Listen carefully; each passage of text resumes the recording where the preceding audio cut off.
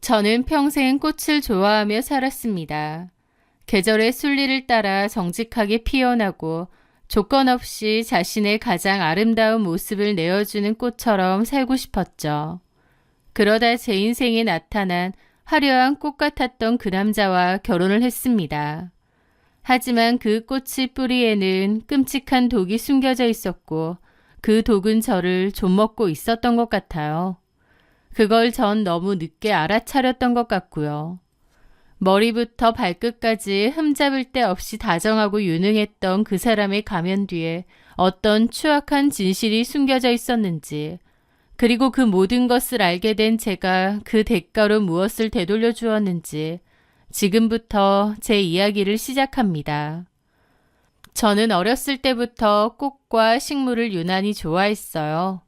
친구들은 연예인 좋아하고 아기자기한 거 좋아할 때 저는 꽃하고 식물에 관심이 정말 많았던 좀 특이한 아이였죠. 공부는 뒷전이었고 원예 잡지를 중고로 잔뜩 사서 보고 원예 관련 내용 스크랩하고 밖에서 놀 때도 드레핀 꽃으로 작은 꽃다발을 만들어 보기도 하고요. 여러 꽃의 종류와 꽃말을 외우고 저만의 방식으로 꽃꽂이를 상상하며 놀기도 했습니다. 공부는 뒷전이었으니 성적은 당연히 좋지 않았습니다. 꽃 말고는 다른 공부에는 관심이 없었던 결과였죠. 결국 대충 성적에 맞춰 지방대를 갔는데요. 대신 회계학과를 갔습니다. 회계학과는 엄마가 갔으면 좋겠다고 하셨던 때예요. 그동안 공부도 잘 못하고 실망스러운 딸이었는데 이것조차 안 하면 제가 진짜 나쁜 자식이 될 것 같은 생각에 어거지로 들어갔던 것 같고 또 꾸역꾸역 자격증도 땄습니다.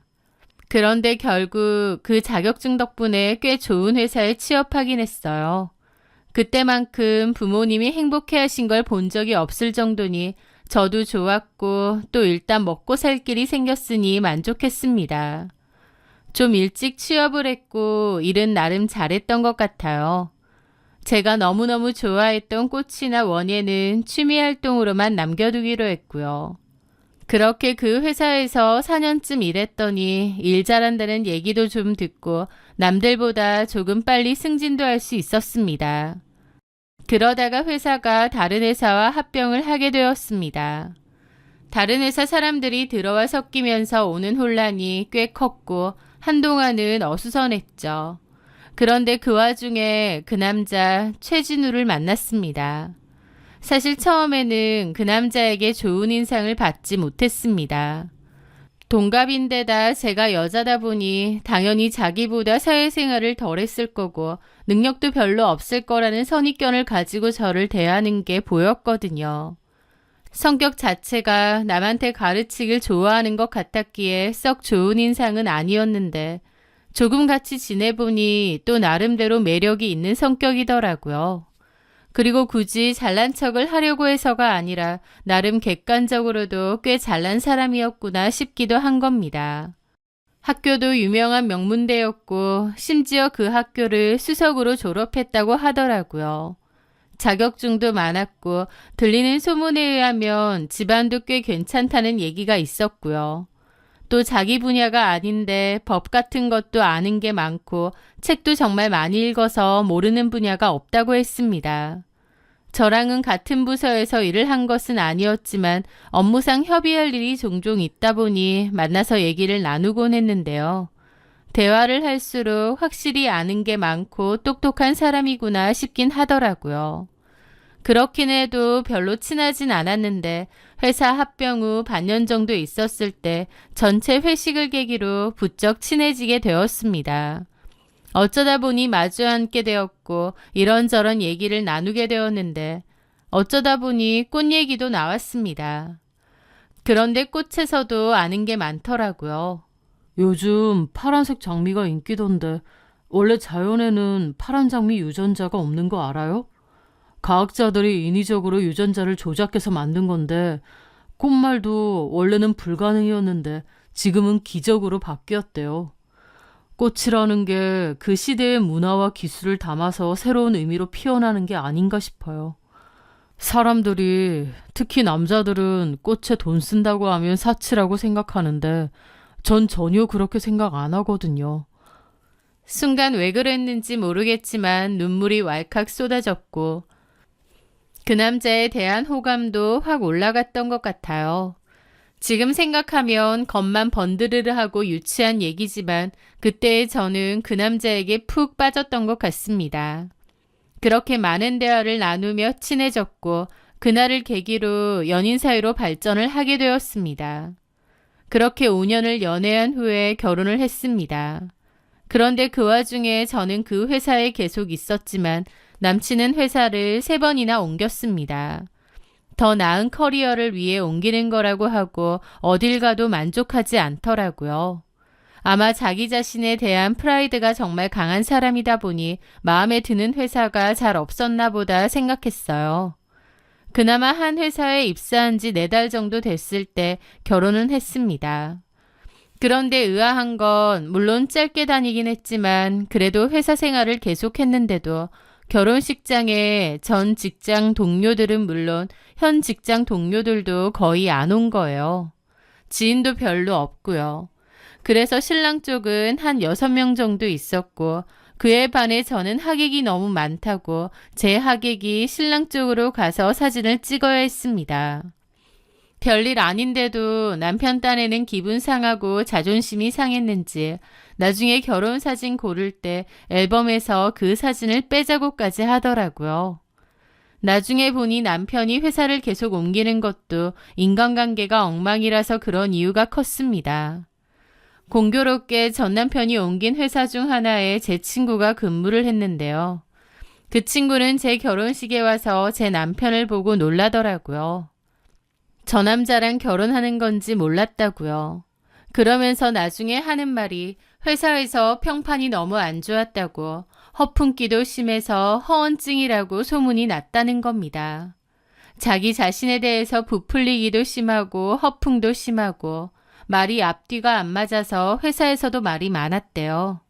저도 그 얘기를 듣고 놀랐습니다. 저는 남편이 유능하고 똑똑한 사람이라고 생각했는데 다른 사람이 평가하는 남편은 허풍쟁이에 자신을 지나치게 떠벌리는 인간일 뿐이었더라고요. 물론 그때는 내가 좋아서 선택한 사람이니 남들이 뭐라고 해도 신경 안 쓰겠다는 의지가 있었는데 지금 돌이켜보면 제가 남자 보는 눈이 정말 없었던 거죠. 그리고 결혼한 지 얼마 지나지 않아 남편과 시댁의 실체가 여실히 보이기 시작했습니다. 돌아가셨다던 시아버지는 다른 여자랑 눈이 맞아 도망가다가 차 사고로 내연녀와 함께 비명 행사하신 거였는데요. 물론 결혼 전에는 남편이 말을 안 하니 이런 사실을 전혀 몰랐고 결혼 후에 알게 되었습니다. 어쨌든 시아버지는 그렇게 돌아가신 거고 어머님 혼자 남편과 시누이를 키우셨다고 하는데요. 어머님은 아들에 대한 자부심과 사랑, 집착이 엄청난 분이었습니다. 그 시골에서 공부 잘해서 명문대를 간 아들이었다 보니 그 자부심이 하늘을 찔렀죠. 심지어 남편은 하늘이고 아내는 땅이라는 말을 직접 입 밖으로 하시는 분일 정도였습니다. 그 잘난 아들이 성격이 이상해서 한 회사에 1년 이상 다니지를 못하는 부적응자라는 걸 모르시는지 그저 자기 아들이 최고라고 하시는 분이었죠. 저는 그래도 결혼했으니 남편이 이제 좀 마음가짐이 달라지겠거니 했는데 제 어리석은 착각이었습니다. 결혼하고 딱 4개월 만에 그만두고 집에 들어 앉더라고요. 재충전하는 시간을 갖겠다는데 제가 봤을 때는 그놈의 배터리 한 번도 제대로 써본 적이 없어서 방전은커녕 충전도 필요 없을 것 같은데 재충전이란 소리를 하더라고요. 여하튼 남편이 집에 들어앉으니 제가 전적으로 돈을 더 벌어야 했는데요. 설상가상으로 저까지도 회사 사정이 어려워지면서 퇴직을 해야 했습니다. 회사 사정 때문에 정리해고를 당한 거죠. 저라도 빨리 일자리를 구해야 하는 상황이었고 결혼 초부터 너무 힘들더라고요. 그런데 인생은 정말 생각지도 못한 우연과 기회의 연속이란 말이 맞나 봐요. 그맘때 공교롭게 친구 하나가 연락을 했더라고요. 하영아, 좀 뜬금없긴 한데 너 내 사업 인수하지 않을래? 갑자기 그게 무슨 소리야? 내가 네 사업을 어떻게 인수해? 나 직원 하나 두고 꽃 전기 배달 서비스 사업 하거든. 아직 구독자 수가 엄청 많은 건 아니라서 직원 하나도 일주일에 3일 파트타임으로 쓰고 있긴 해. 내가 하는 일은 새벽마다 꽃시장 가서 구독자들에게 보낼 싱싱한 꽃들을 떼우고 날짜에 맞춰 보내주는 건데 작게 시작하긴 해도 계속 매출 늘고 있고 수입 괜찮거든. 너도 꽃 엄청 좋아했잖아. 네가 해보면 잘할 것 같은데. 그런데 왜 네가 계속 안 하고? 우리 남편 해외지사로 발령 났거든. 3달 안에 다 정리하고 인도네시아로 넘어가야 할 판이야. 조금 안정되나 싶었는데 다 접고 인도네시아 가야 하니 내 속이 아니다. 그런데 네가 맡아서 해주면 나는 너무 좋을 것 같아. 아니, 그래도 나는 그런 거 해본 적도 없는데 어떻게 내가... 한 달 동안 나한테 바짝 인수인계 받아. 초기 자본금 필요 없이 그냥 운영해. 대신 3개월 뒤에 내가 인도네시아 간 이후부터 연말까지 매달 총 이익의 15%를 1년간 나눠주고 그 다음부터는 3년간 매달 이익의 10%를 나눠주는 조건으로 그 다음에는 네가 알아서 하고. 사실 혹하는 얘기였습니다. 초기 자본금도 필요 없고 친구가 구축해둔 사업 라인을 그대로 가지고 오면 되는 거였으니까요. 저도 마침 일도 해야 되는데 제가 좋아하는 꽃에 관한 일이다 보니 관심도 생기더군요. 그렇게 얼떨결에 친구가 하던 꽃 전기 배달 서비스를 이어받게 되었습니다. 처음에 제가 이 사업을 한다고 했을 때 남편은 자존심이 상할 정도로 비웃으며 저를 무시했어요. 사업은 아무나 하냐? 쫄딱 망해서 집에 손에 끼치면 알아서 메꿔 넣어라. 는 소리까지 서슴지 않았으니까요. 그런데 사업을 시작하면서 저는 저의 새로운 재능을 발견했습니다. 제가 단순히 취미로만 꽃이나 식물에 관심만 많은 게 아니라 사업적으로도 나름 수완이 있는 모양이었습니다. 처음에 친구에게 넘겨받았을 때는 한 달에 내 월급 개념으로 100만 원 정도만 나와도 좋겠다라는 생각으로 시작됐는데 사업한 지 6개월 만에 400% 넘는 성장을 이뤘거든요. 게다가 갑자기 유입되는 손님들이 많아지면서 파트타임 1명이었던 직원을 5명이나 더 고용하게 되었습니다. 너무 빠르게 성장하니 조금 두렵기도 했지만 커가는 모습을 보면서 점점 너무 재밌어지고 일이라는 게 이렇게 재밌는지 처음 깨달을 정도였죠. 남편은 백수가 되어 늦게 퇴근하는 저를 흘겨보는 날이 잦아졌고 저는 태어나서 처음으로 일에 미쳐서 또 너무 일이 재밌어서 정신없이 시간을 보내기 시작했습니다. 하지만 그럴수록 남편의 투덜거림도 심해졌고 저도 듣다 지겹고 지치더라고요.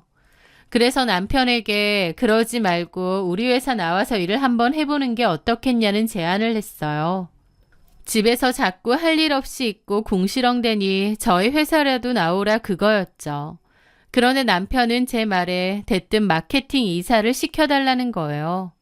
자기가 그동안 마케팅 관련해서 동영상 보고 연구도 많이 하고 공부도 했다면서요. 한숨이 나왔지만 어쩌겠어요. 저는 알겠으니 와서 일하라고 했습니다. 작은 회사에 직함은 크게 중요치 않았고 어쨌든 나와서 일이라도 돕는 게 나은 상황 같았으니까요. 그렇게 남편도 저희 회사에 나오기 시작했습니다.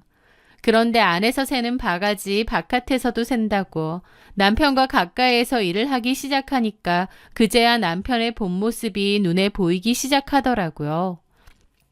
게다가 남편의 말들이 그냥 잘난 척이나 사소한 거짓말로 끝나는 게 아니라 거의 허언증에 가까울 정도로 심각한 것이라는 것도 깨달았습니다. 회사 내에서도 그 일로 몇 번 저랑 부딪히기도 했습니다. 아니 뻔하게 제가 두 눈 똑바로 뜨고 사장으로 앉아있는데 직원들한테 자기가 실질적인 사장이라느니, 자기한테 잘 보여야 이 회사에서 오래오래 일할 수 있을 거라느니 그런 얘기까지 하고 다녔다는 거예요.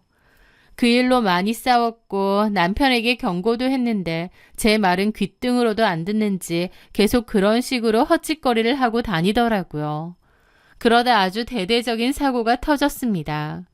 사업 확장 때문에 새로 계약한 하회 농장이 있는데 그 농장 쪽에도 자기가 이 회사의 실질적인 오너라고 말하고 쓸데없는 계약까지 구두 약속을 하는 바람에 저희 쪽에서 몹시 곤란해진 상황이 벌어지고 말았던 거죠. 한마디로 신뢰도 잃고 업계 내에서 소문도 이상하게 날 뻔한 상황이었습니다. 제가 남편한테 펄펄 뛰면서 이딴 식으로 할 거면 당장 회사 그만두라고, 지금 회사에 끼친 손해가 얼마인 줄 아냐고 있는 대로 퍼부었습니다. 그제야 남편이 조금 기가 죽었고 좀 쥐죽은 듯이 지내는 듯 했습니다. 그럼에도 불구하고 아주 사소하게 남편의 허언증은 계속되었고 저는 그때마다 남편 입단속을 하느라 2배로 에너지가 나갈 지경이었습니다. 그러다가 그쯤 사건이 하나 생겼어요. 바로 시골에 계신 시어머니가 허리도 안 좋고 몸이 너무 안 좋아서 혼자 못 살겠다고 하신 거였습니다. 남편은 하나밖에 없는 엄마 그렇게 살게 할 수 없다며 저한테 엄마 모시고 오자는 얘기를 하더라고요. 저는 펄쩍 뛰었습니다. 어머님을 그나마 1년에 2-3번 만나고 전화통화만 하니까 이렇게 사는 거지 모시고 살면 절대 못 살 거라 생각했으니까요. 어머님이 얼마나 아들 자부심이 크고 남존여비 사상이 강하신 분인지 어머님이랑 통화만 해도 위가 꼬이고 속이 답답할 지경이었어요. 그런데 그런 분이랑 어떻게 같이 살겠어요?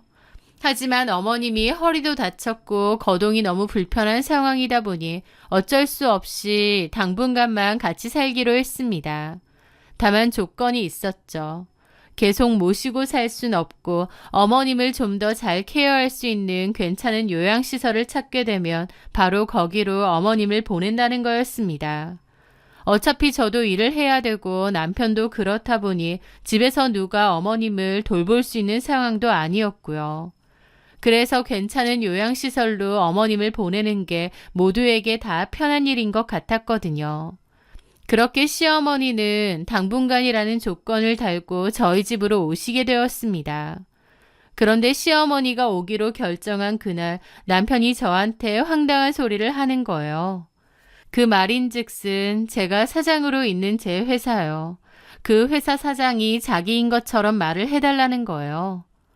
그게 무슨 소리야? 내가 사장인데 왜 당신이 사장인 것처럼 어머님한테 얘기를 해? 실은 우리 엄마는 그런 줄 알고 있거든. 왜? 당신도 생각해봐. 우리 엄마가 나 얼마나 자랑스러워 하시는지 알잖아.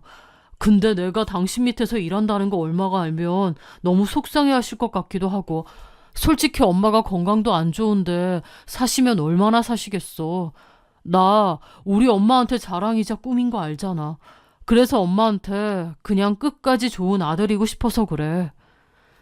잔뜩 기가 죽은 얼굴로 그렇게 얘기하는데 참 어이없으면서도 또 한편으로는 무슨 심정으로 거짓말을 했는지 알긴 하겠더라고요.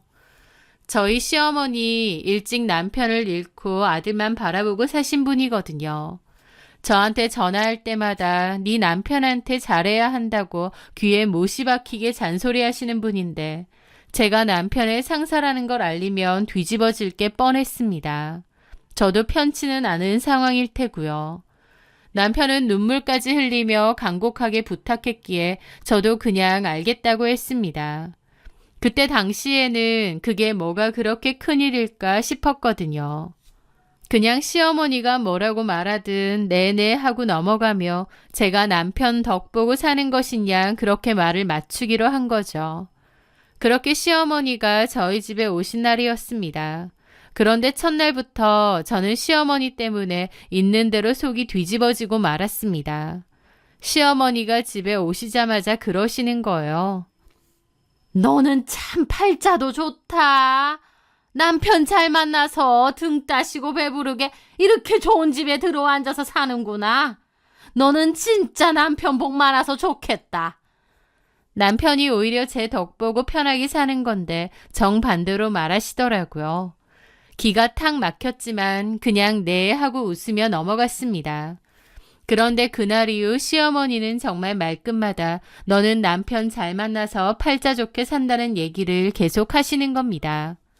저는 아침에 새벽 꽃시장에 가서 그날 배송될 꽃들을 직접 컨펌을 하기 때문에 늦어도 새벽 4시에는 회사를 가야 합니다. 꽃을 사입하고 다듬는 건 직원들이 한다고 치지만 그 꽃들을 보고 어떤 조합으로 어떻게 포장해서 보낼지는 제가 다 결정을 하거든요. 그렇게 새벽같이 출근을 하는데 시어머니는 그 새벽에 나가는 저보다는 제가 그렇게 일찍 나가는 바람에 아침밥 얻어먹지 못하는 당신 아들이 더 안쓰러운 모양이더라고요. 저한테 회사 그렇게 일찍 나갈 필요 있냐고, 그렇게 남편 아침밥도 못 차려주고 갈 회사면 그만두고 집에 들어앉으라는 소리까지 하시는 겁니다. 너무 기가 막혀서 어머님께 한마디를 하려고 하면 남편이 쑥 끼어들어서는 엄마, 지영이가 하는 분야는 좀 일찍 나가야 돼서 그래요. 그리고 나는 엄마 밥이 더 맛있어요. 엄마가 그냥 내 밥 좀 챙겨줘. 그렇게 말하고 저한테는 싹싹 비는 겁니다. 엄마 저러는 거 조금만 참아줘. 진짜 미안해. 어? 알겠으니까 빨리 어머님 모실 요양시설이나 알아봐. 그런데 그때 문 밖에서 어머님이 문을 두들기면서 잠깐 나오라고 부르시더라고요. 그런데 나갔더니 어머님이 그러시는 겁니다. 그래, 아침밥은 내가 차린다고 치자. 그러면 네 월급 번 것도 나다오. 그게 무슨 말씀이세요? 네가 해야 될 살림을 내가 대신하고 있지 않니? 이럴 거면 살림한 비용을 달라는 거야. 내가 이 나이에 며느리한테 밥 얻어먹기는커녕 살림하고 밥까지 대령하는데 살림을 시키려면 돈을 내놔야 할 거 아니냐. 너는 다 거저 먹으려고 하니? 그 말에 저는 기가 막혔는데 남편은 자기가 대신 드리겠다며 어머님을 달래고 그 상황을 무마하기 바빴죠. 시어머니는 진짜 말끝마다 저를 무시하고 남편을 치켜 세우고 시시콜콜 저를 남편 덕 봐서 팔자 좋다고 하더라고요. 그런데 저도 또 그렇게 고분고분 참는 성격은 아니거든요. 그럴 때마다 할 말 했는데 그래서 시어머니 입장에서는 더욱 분하고 얄미우셨나 봐요. 그래서인지 더 그런 행동을 일삼으신 거죠. 세탁기에 넣어둔 빨래 중에 제 것만 다 빼서 밖에 쌓아두고 당신 것과 아들 것만 빤다던지, 부탁도 하지 않은 제 실크 블라우스를 세탁기에 냅다 놓고 돌려버려 망가뜨린다던지, 일부러 저 기분 나쁘게 만들고 물 먹으라는 행동을 하시는 겁니다. 저도 참고 참았는데 정말 못 참겠는 사건이 있었습니다. 사업이 점차 커지면서 눈코 뜰 새도 없고 주말도 명절도 없이 일을 해야 하는 상황이었습니다. 당연히 친정 부모님 생신이며 명절을 챙길 수 없는 상황이었죠. 물론 친정 부모님은 당신들 신경 쓰지 말고 저 하고 싶은 대로 하라고 무조건 밀어주셨습니다. 그럼에도 마음 한켠에는 계속 죄송하고 마음에 걸렸어요. 명절 때 못 가니 선물이라도 보내겠다는 생각으로 한우와 엄마 좋아하시는 한과를 미리 사놓았습니다. 엄마 아빠가 마침 이 근처에 오실 일도 있다고 하셔서 잠깐 들러서 들고 가시라고 했거든요. 그런데 시어머니가 그 꾸러미를 보고 저한테 퍼붓기 시작하는 거예요. 아이고, 잘하는 짓이다. 내 아들이 개고생해서 버는 돈인데 지 친정에 쓰는 건 아무렇지도 않은가 보네. 어머니, 그런 말씀 마세요. 이거 제가 번 돈으로 저희 부모님 해드리는 거예요. 어머님은 어머님 아들이 번 돈으로 저희 집에서 잘 드시고 잘 계시잖아요. 명절이며 생신도 챙기지 못하는 딸이 이 정도도 못해요? 하여간 넌 한마디도 안 지는구나. 그래, 이렇게 잘난 딸 낳으신 우리 사돈 어른들 간만에 만나면 인사나 드려야겠다. 그리고 잠시 후 친정 부모님이 저희 집에 들어오셨는데 어머님이 있는 대로 텃세를 부리기 시작하는 겁니다. 우리 아들이 가정을 꾸려나가느라 얼마나 고생인지 몰라요. 근데 요즘은 여자들도 밖에 나가서 일 좀 한다고 설치고 다니면서 시댁이고 남편이고 우습게 여기네요. 참 문제예요. 저희 엄마가 당황스러운 눈빛으로 저를 흘낏 한번 보시더라고요. 제가 너무나 창피해서 엄마한테는 자초지종 말씀드리지 않았거든요. 그래서 저희 부모님은 대체 이게 무슨 소리인가 싶어 어리둥절한 얼굴로 보시는 겁니다. 저는 부모님께 다음에 말씀드린다고 한가 세트와 고기를 챙겨드릴 때였습니다. 그런데 그걸 아니꼽게 보고 있던 시어머니가 아유, 딸 자식이 준다고 그걸 냉큼 다 가지고 가십니까? 그게 다 사위 등골 뺀 거라는 것만 알고 드세요. 엄마가 깜짝 놀라면서 이렇게 물어보셨어요. 아니, 그게 무슨 말씀이세요? 딸이 저희 주려고 챙겨놓은 건데 그걸 왜 사부인께서... 참 염치도 없으시네. 그 부모의 그 딸이지 뭐야. 그러더니 자리에서 일어나서는 방으로 들어가 버리신 거예요. 친정부모님이 황당한 얼굴로 우뚝 서 계셨고 저는 인내심의 한계를 느꼈죠. 저는 일단 친정부모님께 짐을 쥐어 내보내면서 이렇게 얘기했습니다. 엄마 아빠 신경 쓰지 마시고 갖고 가서 맛있게 드세요. 나중에 다 말씀드릴게요. 그렇게 부모님을 내보낸 후 꺼다 놓은 보릿자루처럼 앉아있던 남편을 노려보며 딱 한마디 했습니다. 나 지금 어머님한테 다 얘기할게. 자기야, 왜 그래? 이제 더 이상 나도 못 참겠어. 내가 왜 이런 취급을 받아야 돼? 그러지 말고, 내가 얘기할게. 조금만 시간을 줘. 내일 엄마한테 바로 얘기할게. 남편이 정말 손이 발이 되게 빌면서 내일 얘기하겠다고 말을 하더라고요. 그래서 정말 마지막으로 남편에게 한 번 더 기회를 주기로 했습니다. 사실 밤새 한숨도 못 잤어요. 이게 화병인가 싶은 생각도 들고 아예 처음부터 단추를 잘못 끼웠다는 생각도 들더라고요. 그리고 다음날 회사를 나가는데 제가 회사 넘겨받고 나서 처음으로 뽑은 직원이 있거든요. 그런데 그 직원이 저한테 할 얘기가 있다는 겁니다. 대표님, 드릴 말씀이 있는데요. 뭔데 그래요? 중요한 일이에요? 새로 뽑은 CS 직원이요. 그만둔대요. 왜요? 갑자기? 그게... 그렇게 직원에게 듣게 되었는데 충격적이었습니다. 남편이 CS 직원을 가진 말로 꼬시고 있었던 겁니다. 그 CS 직원 입장에선 나이도 한참이나 많은 상사가 들이대니 질릴 대로 질린 거죠. 그 직원은 성희롱으로 고소할 생각도 있다더라고요. 그 직원 불러서 얘기를 들어보니 남편 한다는 말이 자기가 진짜 사장이고 저는 허수아비라면서 저랑 이혼하고 그 직원을 사모님 자리에 앉혀줄 거라느니 그런 소리까지 했다는군요. 그러면서 은근슬쩍 어깨 만지고 허리 만지고 그랬다는데 그 직원도 참다 못 참겠다고 그만두겠다고 하는 거였죠. 피가 거꾸로 솟는 것 같았습니다. 저는 당장이라도 남편에게 따지려고 했는데 남편이 그날 외근 갔다가 바로 퇴근하기로 한 날이라 회사에 없었어요. 그렇게 저는 집으로 갔습니다. 집에는 아무도 없더라고요.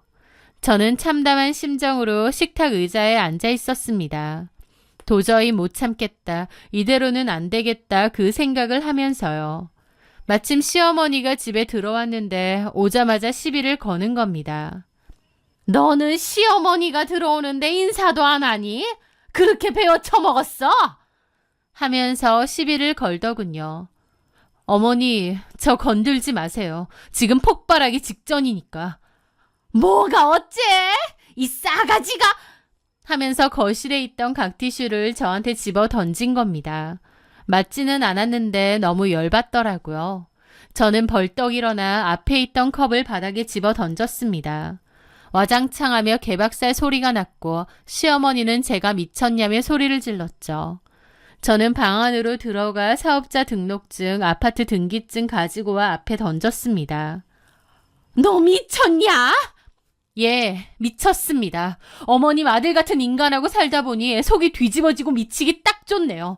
툭하면 잘난 아들 어쩌고 그러셨죠. 이거 보세요. 어머님 잘난 아들 저한테 얹혀 사는 신세예요.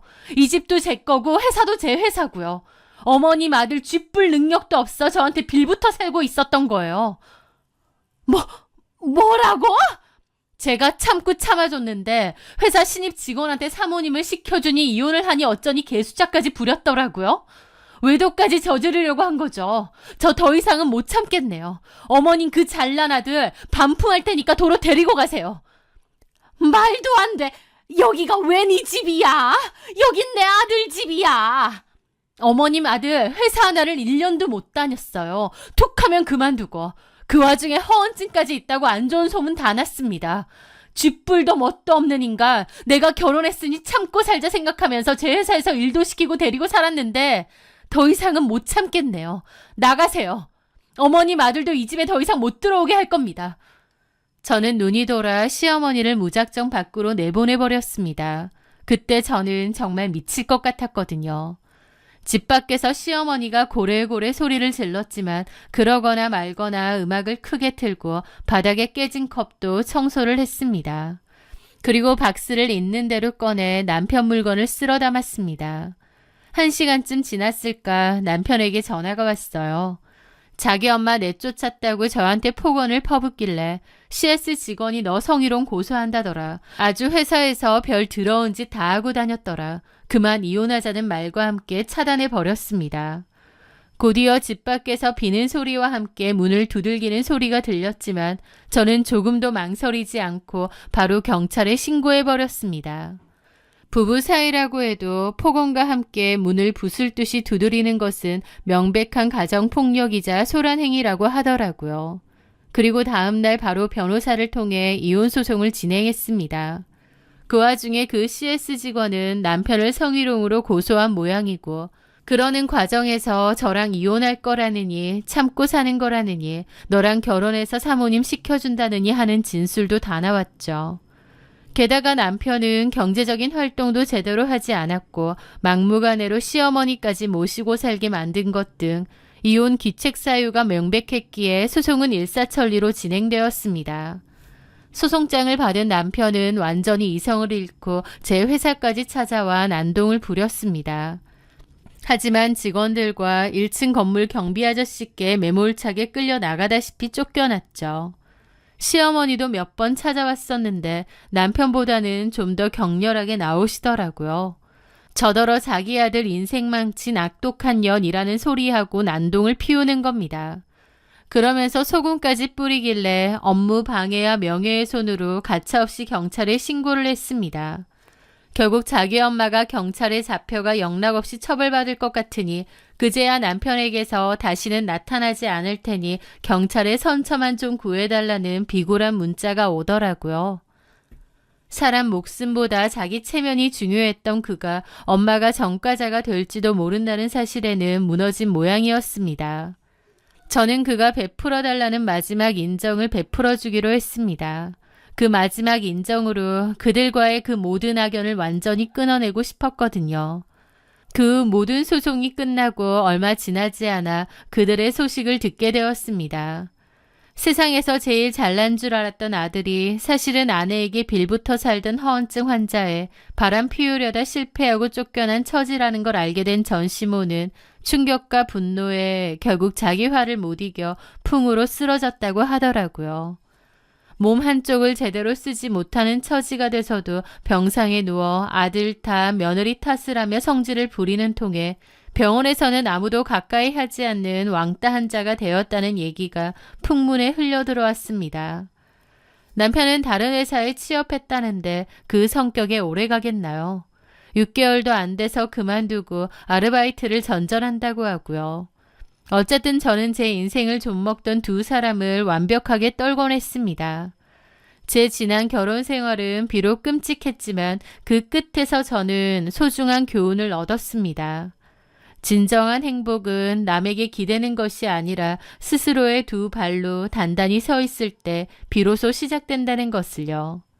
끝까지 사연 시청해 주신 분들께 감사드립니다.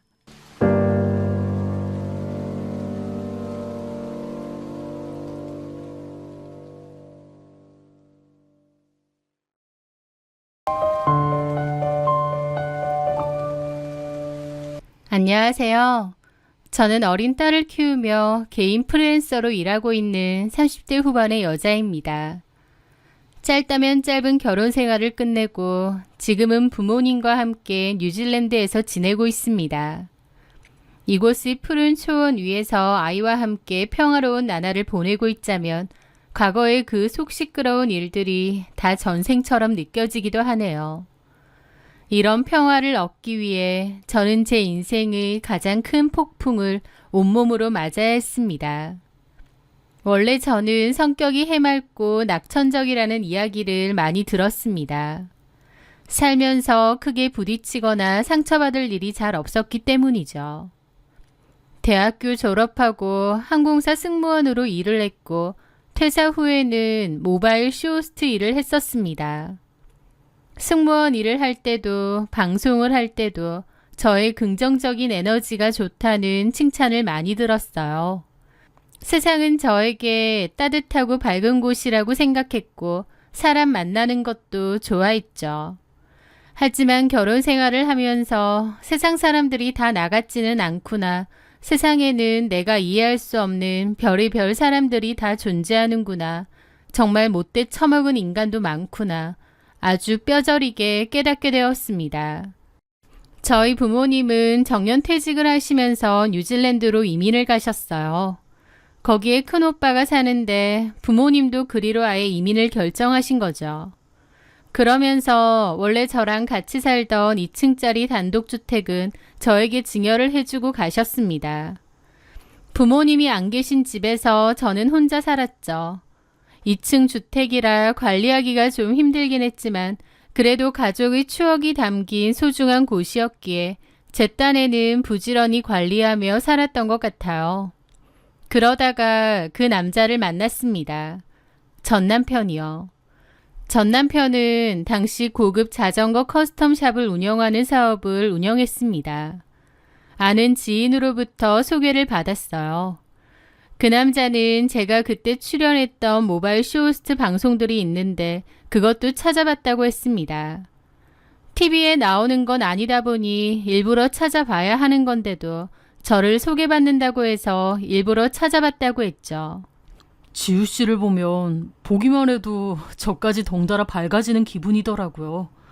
웃는 모습이 참 예쁘신 것 같아요. 그는 자기도 저처럼 자신만의 브랜드를 만들어가는 사람이라며 저와 공감대를 형성하려 애썼습니다. 저에게 잘 보이려고 노력하는 그의 모습이 귀여웠고 호감이 느껴졌어요. 그리고 저 역시도 그의 열정적인 모습에 끌렸고요. 그렇게 1년 남짓 만나다가 혼전 임신을 하게 되었고 결혼을 약속했습니다. 임신 5개월 차에 결혼을 했으니 결혼하고 반년 만에 아이도 출산했죠. 그때까지만 해도 다 좋았습니다. 서로의 부족한 점을 보완하는 한 쌍의 멋진 커플이 될 수 있을 줄 알았어요. 그런데 결혼하고 보니 제 생각과 다른 게 상당히 많더군요. 일단 잘 나가는 줄 알았던 그의 사업이 사실 어려운 상황이라는 걸 알게 되었습니다. 남편은 좀 무리해서 사업을 확장하기도 했는데 그게 잘 안 됐던 거죠. 저한테는 괜찮다, 금방 해결될 거다라고 큰 소리 쳤지만 전혀 아니었습니다. 상황은 점점 나빠져만 갔죠. 결국 결혼하고 1년이 지났을 무렵 사업을 정리하게 되었습니다. 그런데 그것보다 더 충격적인 건 그 1년 동안 어떻게든 사업을 다시 일으켜보려 했던 남편이 거액의 빚을 졌다는 거였습니다. 저한테는 말도 안 하고요. 그 빚은 시부모님이 사시던 아파트를 담보로 잡은 대출이었습니다. 이미 빚 남기고 사업 정리하고 나서야 저한테 고백을 했던 거죠. 자기 딴에는 저 걱정 안 시키고 알아서 해결해 보려 했는데 그게 안 됐다며 얘기를 하더라고요. 게다가 더 큰 문제는요.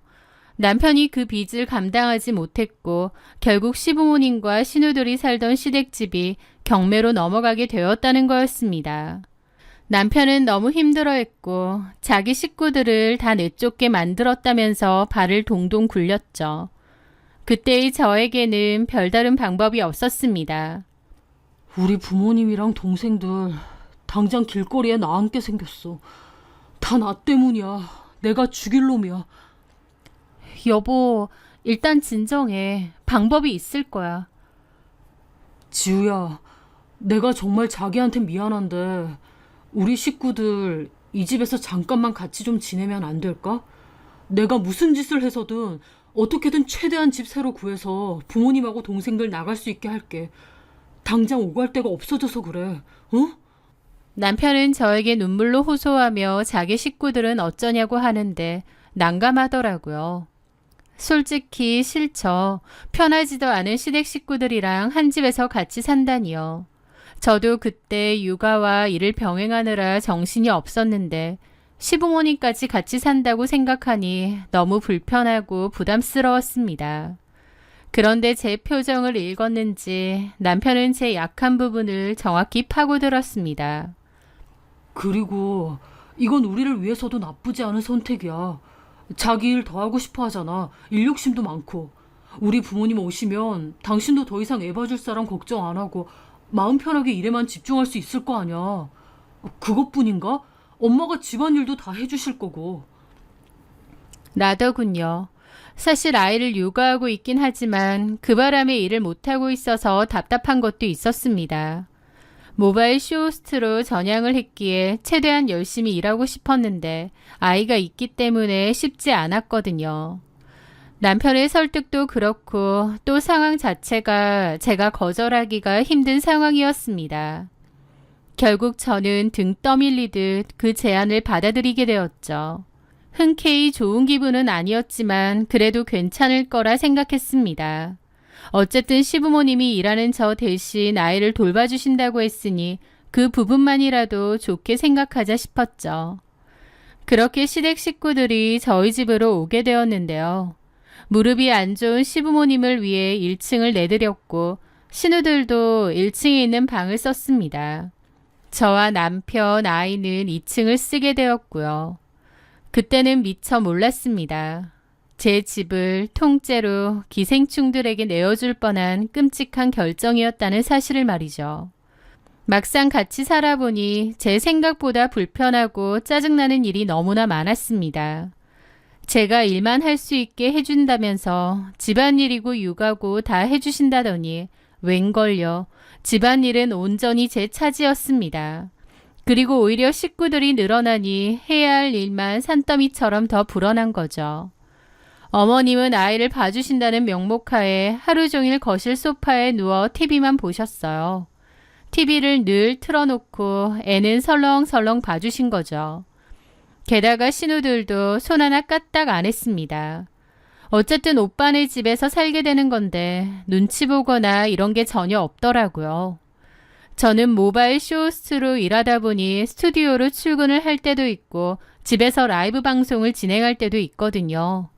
집에서 라방을 할 때면 저도 방송에만 집중할 수 있게 도와주셔야 되는데 시댁 식구들이 있다 보니 그것도 안 되는 겁니다.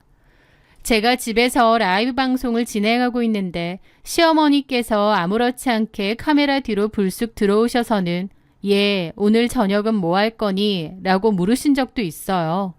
저는 너무 놀라 방송 중이라면서 좀 이따가 얘기하자고 그랬죠. 어머님은 이런 걸로 돈을 벌 수 있느냐며 막 기웃거리시다가 나간 바람에 방송을 망친 적도 있었습니다. 그 후로 문을 잠궈놓고 했는데 방송 중에도 자꾸 노크를 하고 본인 용무가 있으니 문 좀 열어보라고 하질 않나 너무 방해가 되더라고요. 그리고 집안일은 아예 안 도와주시면서 집이 지저분하고 관리가 안 된다고 핀잔처럼 자꾸 얘기를 하시니 저도 너무 스트레스가 심했습니다.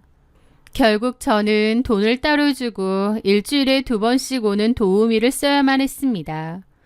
도우미를 쓰는 것조차도 어머님하고 갈등이 좀 있었죠.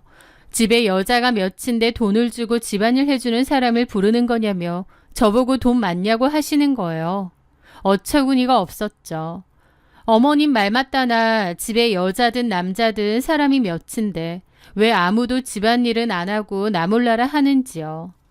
너무 스트레스였지만 그런 걸로 길게 왈가왈부하고 싶지도 않아 그냥 전문가를 쓰는 게 낫다 정도로만 얘기했습니다. 시부모님 못지않게 신우들도 정말 골치 아팠어요. 집에 마음대로 친구들을 데리고 오질 않나 한번 왔다 하면 1층 거실이 엉망진창입니다. 집주인인 저도 거실에 있는 가구나 살림살이를 조심했었었는데 신우들은 그런 것도 전혀 없더라고요. 참다 못한 저는 남편에게 여러 번 얘기했습니다. 자기야, 어머님 아버님 집은 찾고 있어? 집? 여기서 계속 사실 순 없잖아. 그런데 남편은 멋쩍은 얼굴로 그러는 겁니다. 왜? 여기 집 넓고 다 같이 살아도 별 문제 없지 않아? 왜 문제가 없어? 나 솔직히 스트레스 너무 많이 받는데. 엄마가 슬기도 봐주시잖아. 일부러 애 봐달라고 부모님 모셔와서 사는 집들도 있다던데. 슬기만 봐주시면 뭐해. 나머지 집안일은 그대로고 내 몫만 늘어나는데. 그리고 슬기 봐주시는 것도 그래.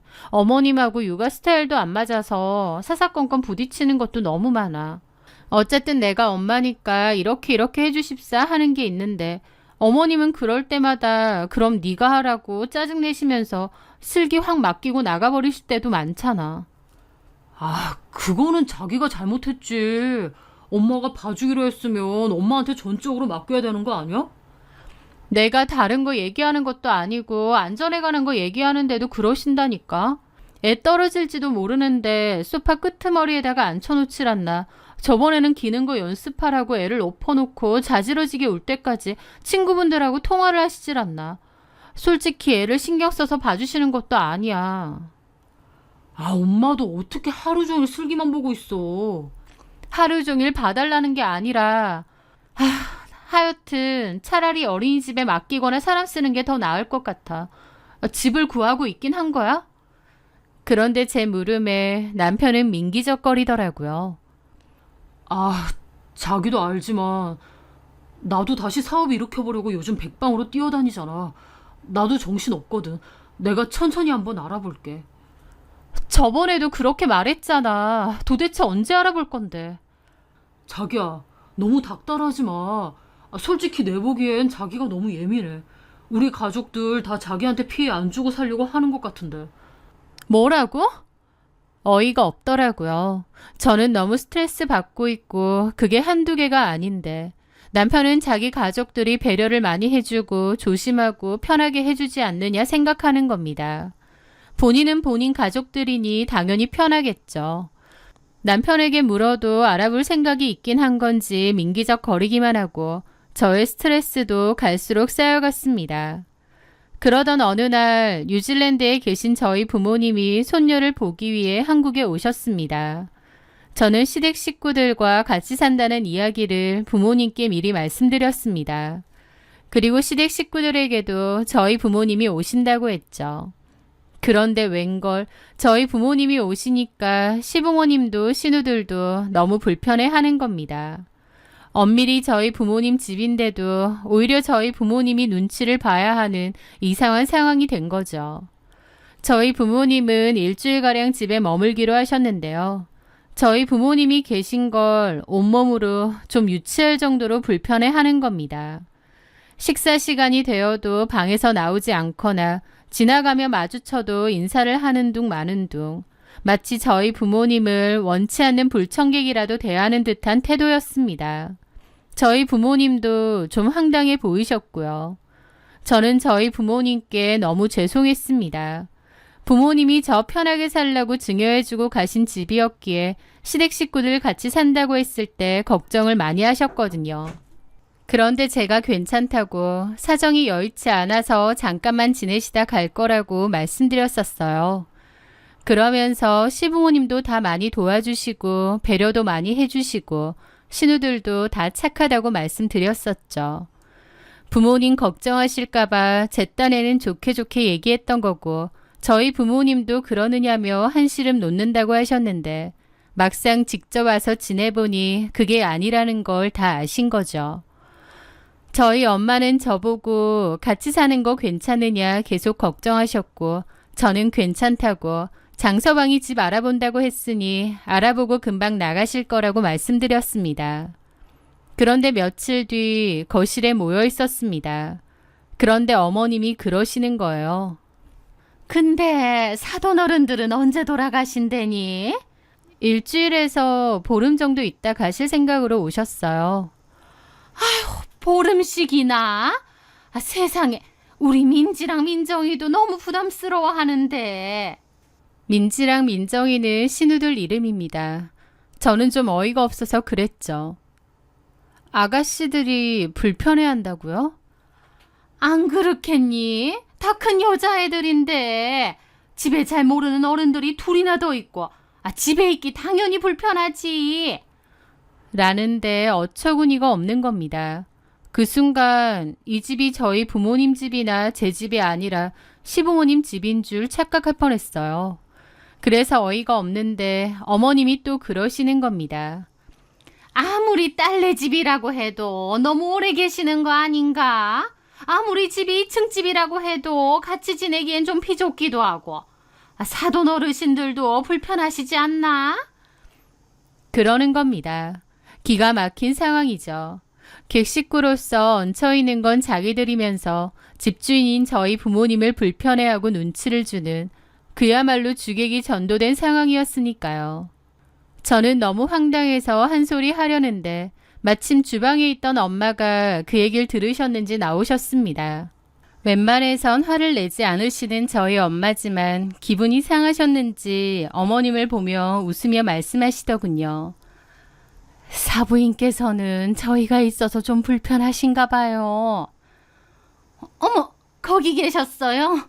인기척이라도 좀 하시지. 저희가 불편하다기보다 사돈 어르신들께서 불편하실까 봐. 저희가 불편할 게 있나요? 이 집에서 30년 넘게 살았는데요. 오히려 타지 생활하다가 집에 돌아오니까 아주 편하죠. 엄마가 일부러 저렇게 말하시더라고요.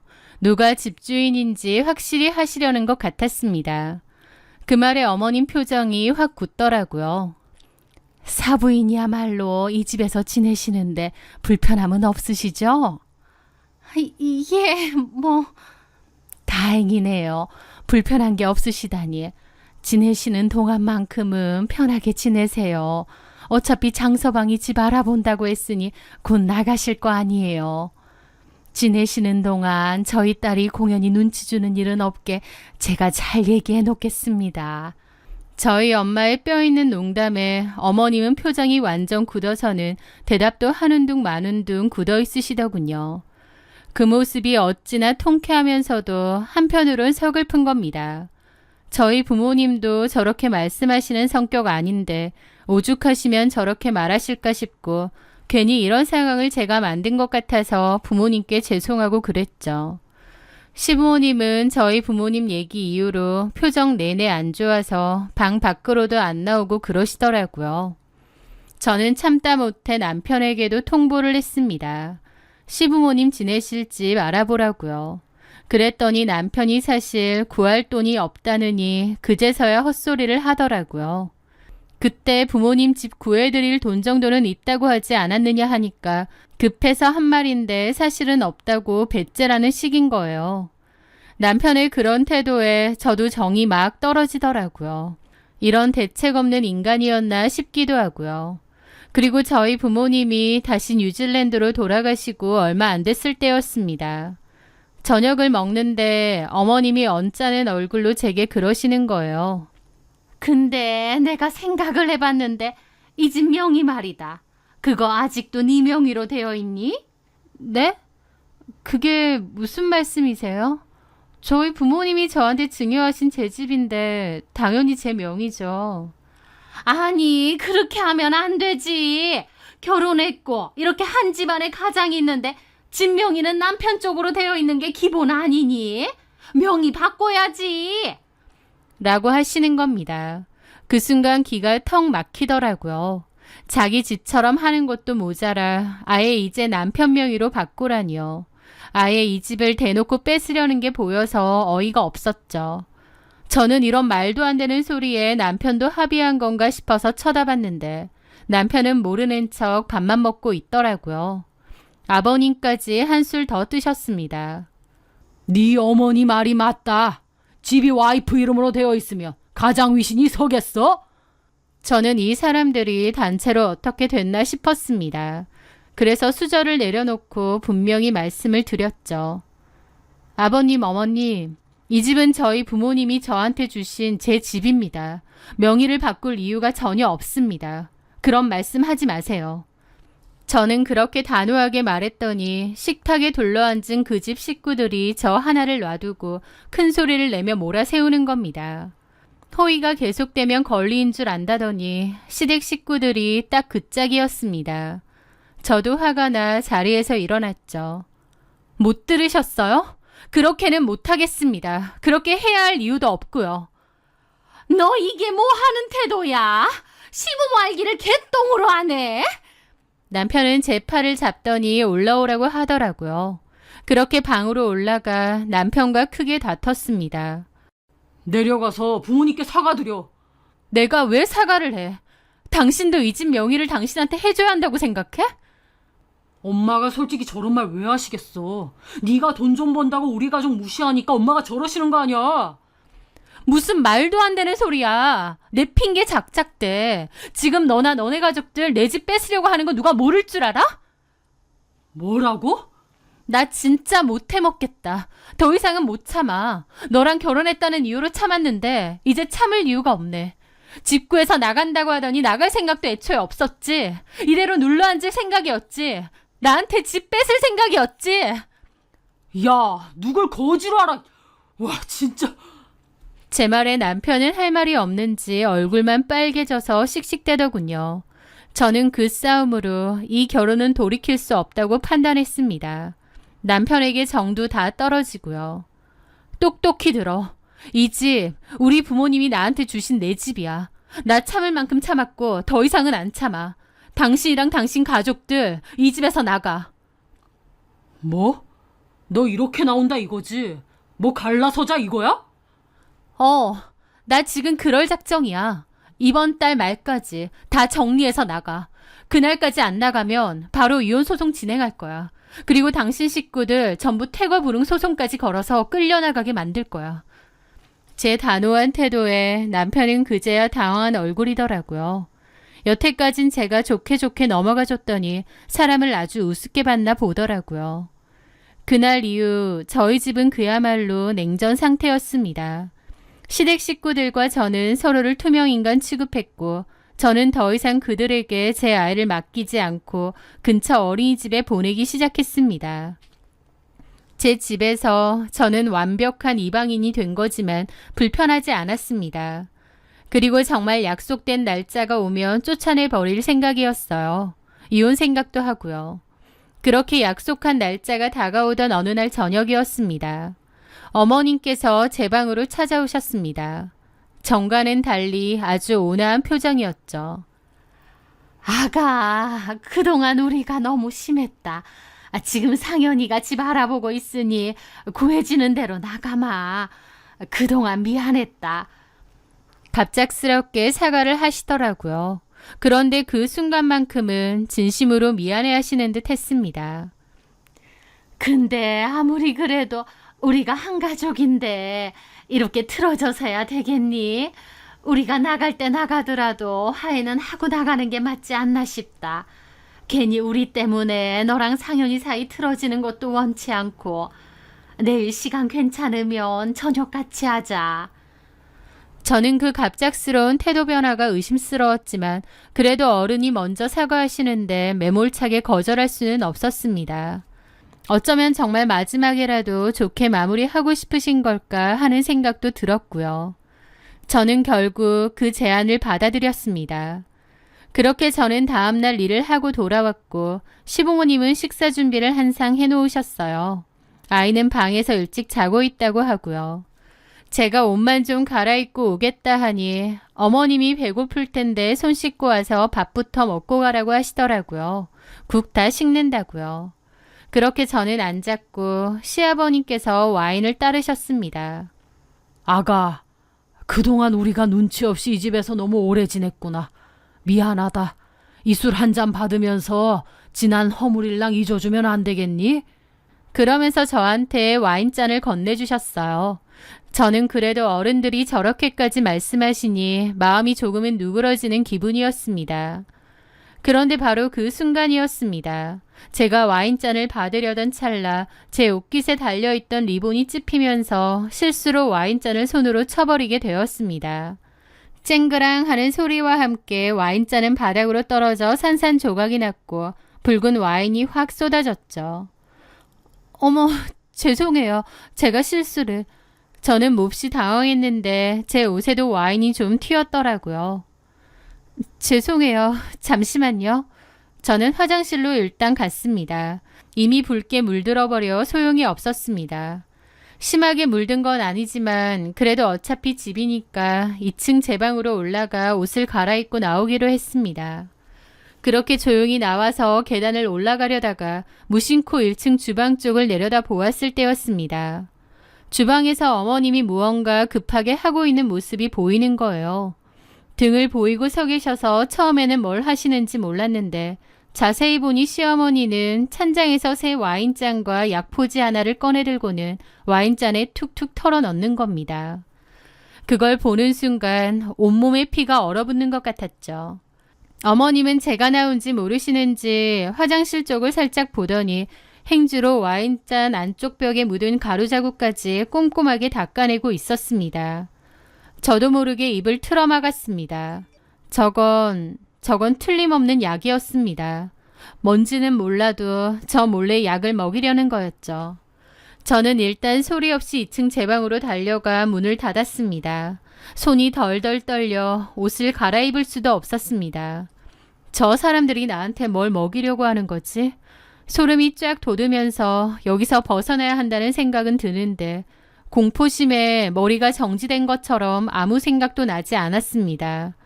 저는 어쩌지 고민하다가 급하게 핸드폰을 들었어요. 그런데 그때 신우가 노크를 하더군요. 새언니, 옷 갈아입고 있어요? 다들 기다리는데. 저는 그 목소리에 정신이 번쩍 들었습니다. 저는 심호흡을 한번 하고 최대한 아무렇지 않은 표정을 지으려 애쓰며 옷을 갈아입었습니다. 그리고 태어난 척 다시 1층으로 내려갔습니다. 제가 자리에 앉자 시아버님께서 바로 그 새 와인잔을 제 앞으로 내밀었습니다. 아주 인자한 미소를 지으면서요. 자, 우리 며느리 옷도 갈아입었으니 이제 정말 우리 다 화해하는 기념으로 한잔하자.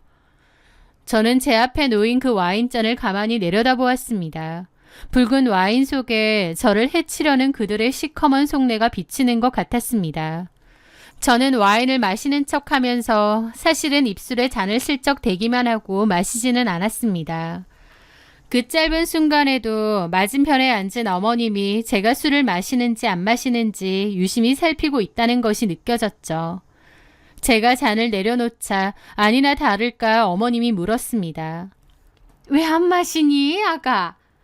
그 순간 저도 모르게 기지를 발휘해서 그랬죠. 와인에서 약간 상한 냄새가 나는 것 같아서요. 제 말에 옆에 앉아있던 남편이 제 잔을 냉큼 가져가더니 킁킁대더라고요. 무슨 소리야? 아무렇지도 않은데? 향 좋기만 하네. 마셔도 돼. 그러면서 그 잔을 다시 제게 건네는 겁니다. 다른 식구들보다 남편 놈까지 한통속이라는 게 너무 괘씸하고 분하더라고요. 그래서 제가 그랬죠. 그래? 당신 잔은 괜찮은가 보다. 그럼 바꿔 마시자. 그렇게 저는 잔을 바꿨습니다. 그 순간 시댁 식구들의 얼굴이 전부 굳어지는 것을 보았습니다. 시어머니와 시아버지가 서로 눈빛을 교환했고 남편은 당황하더라고요. 그게 얼마나 어이가 없던지요. 안 마셔? 아니, 나는 갑자기 속이 좀 안 좋아서. 그 모습에 제가 그랬죠. 방금 전까지 향 좋다면서 왜? 못 마시겠어? 이 와인에 뭐 문제라도 있어? 화가 나서 따졌지만 한편으론 그 순간이 너무 공포기도 했습니다.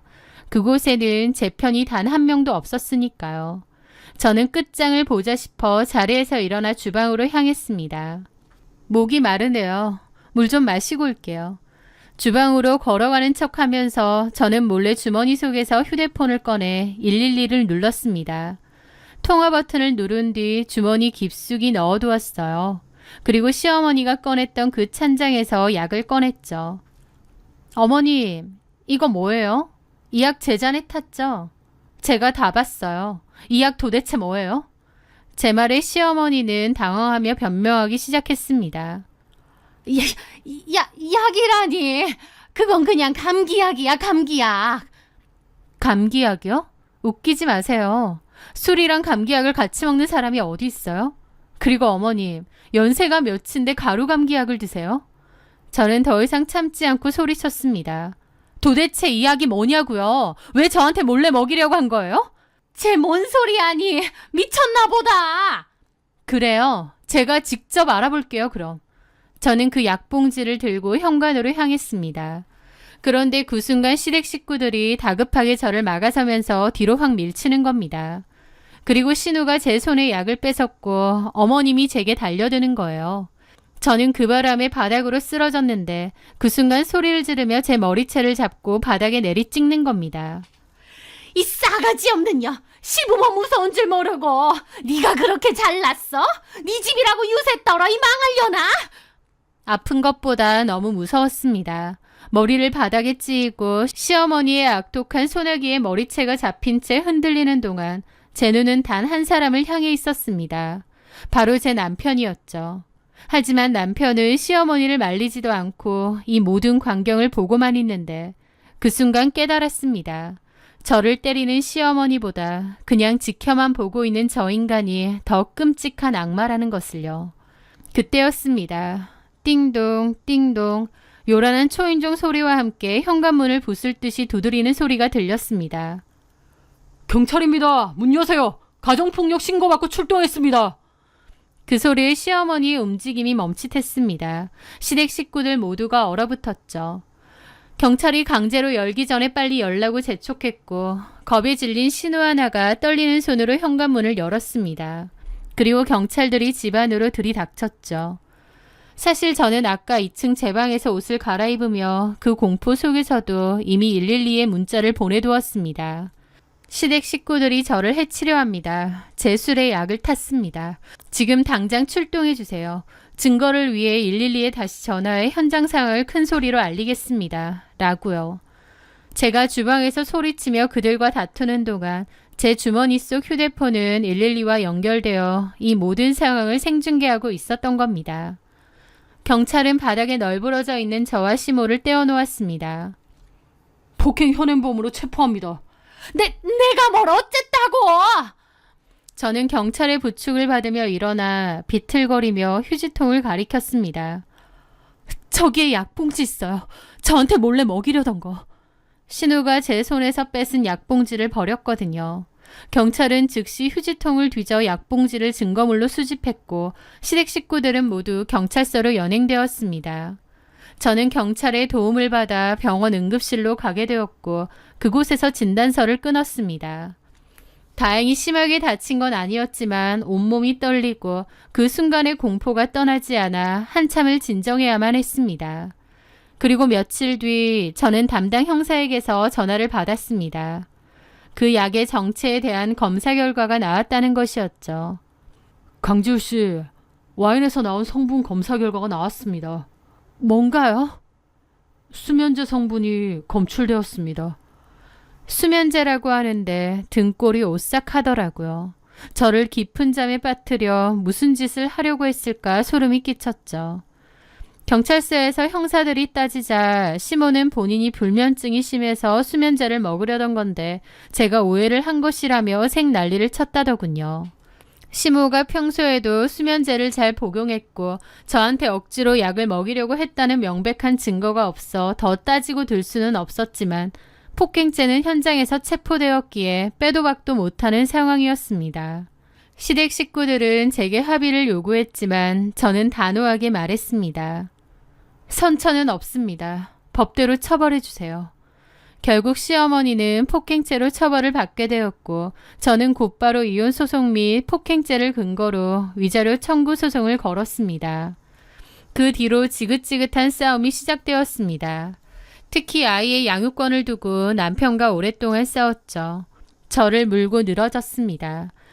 하지만 법은 제 편이었습니다. 남편의 폭행 사실과 시어머니의 비상식적인 행동들이 인정되었습니다. 하지만 문제는 끝나지 않았어요. 제가 이혼 소송에서 이기고 제 집에서 나가라고 했음에도 그들은 나가지 않고 버텼거든요. 결국 저는 법원을 통해 퇴거 명령을 받아냈고 법원 집행관들과 함께 제 집으로 향했습니다. 그들은 마지막 순간까지도 제게 악담을 퍼부으며 쫓겨났죠. 너 이렇게 독하게 굴어서 천벌 받을 거다. 천벌은 남의 집에 기생하며 주인 행세하고 며느리한테 약까지 먹이려던 당신네들이 받겠죠. 두고두고 다신 보지 맙시다. 그들이 떠나고 텅 빈 집을 바라보며 저는 그제야 길고 길었던 악연이 끝났음을 실감했습니다. 저는 부모님이 계신 곳으로 떠났고 그것들은 손바닥만한 집 구해서 꾸역꾸역 같이 산다고 했습니다. 시모에게는 전과가 생겼고 위자료까지 톡톡히 물어야 해서 빚이 더 생긴 셈이죠. 아주 구질구질하게 산다고 하더군요. 소송이 모두 끝나고 저는 집을 정리한 뒤 친정 부모님이 계신 뉴질랜드로 아이와 함께 떠나게 되었습니다. 저한테 약까지 먹이려고 한 미친 인간들이기에 아이와 둘만 한국에 남아있다는 게 무서웠거든요. 이제 와서 돌이켜 생각해보면 애초에 내가 왜 합가를 허락하고 또 그런 불합리함을 왜 참았을까 싶기도 합니다. 하지만 매 순간 후회 없이 완벽한 선택을 하며 살 수 있는 사람은 아무도 없잖아요. 그 바보 같던 마음도 어떻게든 가정을 지키고 싶었던 제 나름의 최선이 아니었나 싶어요. 하지만 이제는 압니다. 제 자신을 지키지 못하는 선의는 결국 상처만 남길 뿐이라는 것을요. 저는 제 나름대로 제 상황에서 열심히 살아온 과거의 저를 비난하지 않고 잘 보듬으며 살고 싶습니다. 그리고 제 아이에게 더 강하고 현명한 엄마가 되어줄 생각입니다. 새로운 곳에서 행복하고 좋은 일이 가득했으면 하네요. 제 사연 들어주셔서 감사합니다.